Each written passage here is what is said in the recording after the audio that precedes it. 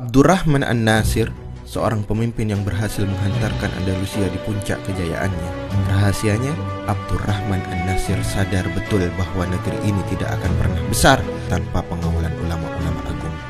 Maka diangkatlah Al-Munzir bin Sa'id Al-Baluti, ulama besar, sebagai hakim tertinggi kekhilafahan. Ketika Andalus menghadapi musibah kekeringan, maka Abdurrahman perintahkan Al-Munzir untuk memimpin sholat istisqa. Saat segalanya sudah siap, imam bersiap, rakyat sudah hadir, namun khalifah tak kunjung juga datang. Maka Al-Munzir perintahkan seorang utusan untuk mencari khalifah. Setelah sekian lama, sang utusan datang dan berkata, "Demi Allah, aku mendapati khalifah menjendiri dalam keadaan sujud sangat lama. Belum pernah aku mendapati khalifah sekhusyuk itu." Al-Munzir spontan menyahut, "Nak, ambil payung, demi Allah, sebentar lagi hujan." Salat dibatalkan, seluruh rakyat keheranan diinstruksikan mengambil payung di tengah terik musibah kekeringan. Namun tak lama hujan pun turun.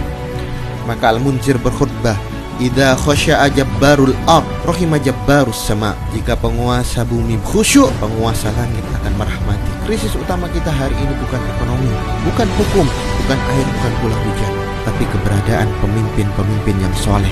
Indonesia membutuhkan pemimpin yang saleh.